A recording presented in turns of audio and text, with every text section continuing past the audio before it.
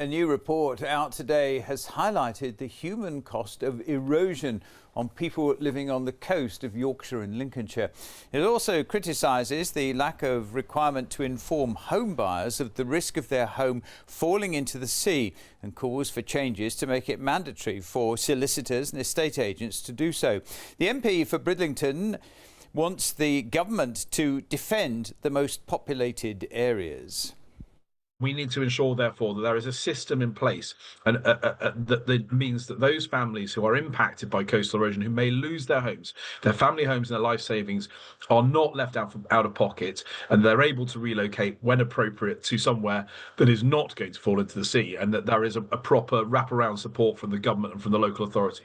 The list of actions being called for is a long one.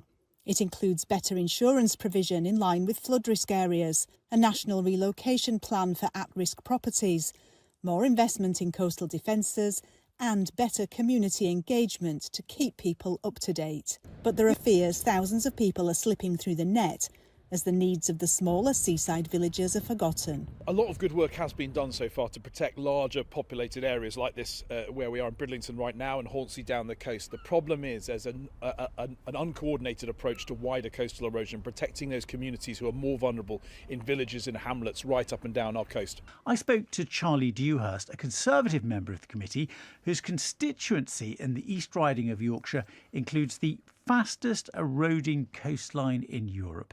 He told me it was devastating when someone lost their home. This is often people's life savings, their family home. They may have lived there for decades.